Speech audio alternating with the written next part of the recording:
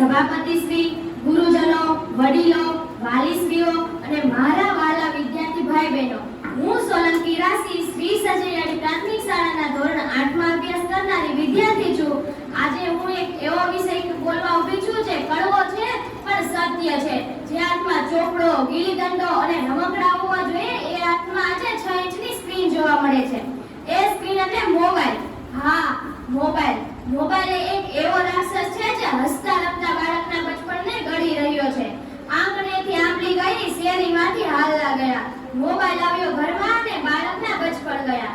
Mobile શોધાયો હતો વાત કરવા અને જ્ઞાન મેળવવા માટે, પણ આજે એ મનોરંજનનો મલક બનીને આપણા ઘરમાં ઘૂસી ગયો છે. 2 વર્ષનું બાળક જમતું નથી એટલે માં મોબાઈલમાં કાર્ટૂન ચાલુ કરીને આપી દે છે.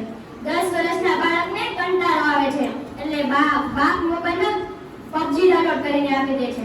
આપણે જ આપણા હાથે બાળકના ગળામાં ઝેરની બોટલ બાંધી દીધી છે. રમકડા તૂટ્યાનું દુઃખ ના રહ્યું, નેટ બંધ થઈ આંસુ સાતો છોકરો થયો. સતત સ્ક્રીન સામે જોવાથી આંખો નબળી પડે છે અને નાની ઉંમરે ચશ્મા ચડી જાય છે. ગરદન ઝુકાવીને કલાકો સુધી બેસવાથી ટેક્સ્ટેક નામની બીમારી થાય છે અને હાથની આંગળીઓ દુખે છે. રમવાનું બંધ થવાથી ઊંઘ ઉડી જાય છે, જેના લીધે સ્વભાવમાં ચીડિયાપણું અને માથાનો દુખાવો કાયમી બને છે. કલમ ભૂલ્યો, કાગળ ભૂલ્યો, ભૂલી પાટીને પેન, આંગળીના ટેરવે આખી દુનિયા પણ ભેજામાં ના પડે છે. વાર્તા સાંભળવાની અને ચોપડી વાંચવાની ધીરજ જ ખતમ થઈ ગઈ છે. હિંસક ગેમ રમીને બાળક ઝઘડાખોર અને ગુસ્સાવાળું બને છે. 2 મિનિટની રીલમાં આખી જિંદગી શોધે. સબરનો તો છાંટો ના મળે, બસ ફાસ્ટ ફોરવર્ડમાં દોડે. પહેલા ઘરમાં દાદા દાદી વાર્તા કહેતા, આજે દાદા પણ મોબાઈલમાં ન્યૂઝ જોવે છે. પરિવાર એક સાથે એક ટેબલ પર જમવા બેસે, પણ ચારેય જણના હાથમાં 4 મોબાઈલ જોવા મળે છે. બાળક મહેમાન આવે એટલે મોઢું ચડાવીને બેસી રહે છે. મિત્રો હવે ગ્રાઉન્ડ પર નહીં, ઓનલાઈન મળે છે. ઘર એક હતું, ઓરડા 4 થયા. વાતો કરવાને બદલે બધા સ્ટેટસમાં વ્યસ્ત થયા. ઓનલાઈન ક્લાસના નામે મોબાઈલ હાથમાં આપ્યો, પણ બાળક YouTube પર ગીત જોવે છે. હોમવર્ક ગૂગલ કરીને કોપી પેસ્ટ કરે છે. યાદશક્તિ, ગણતર, લખવાનો મહાવરો બધું ખતમ. પરીક્ષામાં 2 લીટીનું નિબંધ પણ પોતાની મેળે નથી લખી શકતું. મેદાન ભૂલ્યું, દડો ભૂલ્યો, ભૂલી સાંજની રમત, આંગળીના ટેરવે આખી દુનિયા પણ ભેજામાં ના પડે છે. મોબાઈલ ફેંકી દેવો એ ઉપાય નથી, કારણ કે જરૂરિયાત પણ છે. ઉપાય છે લક્ષ્મણ રેખા દોરવી. માતા પિતા જાગો, તમે જ પહેલા ગુનેગાર છો.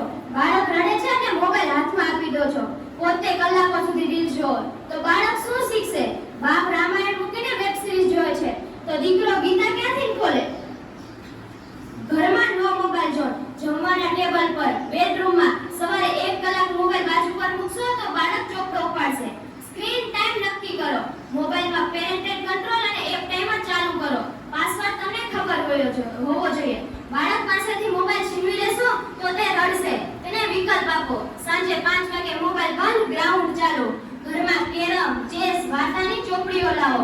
રવિવારે સ્ક્રીન ફ્રી સન્ડે બનાવો. કુટુંબના સભ્યો સાથે અંતાક્ષરી રમો. બાળકોને જૂની ગેમ રમાડો.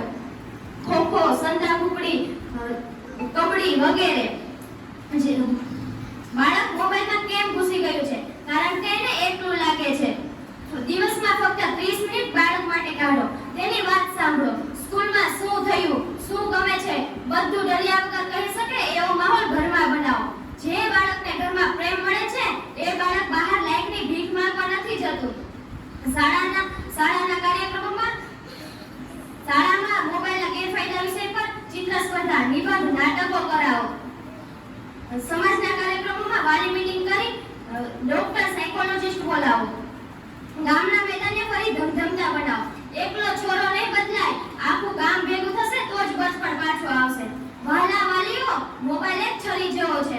છરીથી સફરજન કાપી શકાય અને તે આપણી આંગળી પણ કાપી શકાય. છરીને દોષ દેવાથી કઈ ન વળે, વાપરવાની અક્કલ જોઈએ.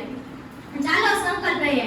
પહેલા મેદાન, પછી સ્ક્રીન. પહેલા ચોપડો, પછી મોબાઈલ. પહેલા પરિવાર, પછી ફેસબુક.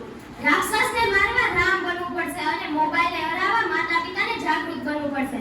બચપણ બચાવો, ભવિષ્ય વસાવો. સ્ક્રીન નહીં, સ્નેહથી જીવન સજાવો. આપણા બાળકોનું બચપણ એ જ આપણા દેશનું ભવિષ્ય છે. તેને સ્ક્રીનના રાક્ષસથી બચાવીએ એ જ આજની સાચી દેશ સેવા છે. અસ્તુ જય હિન્દ.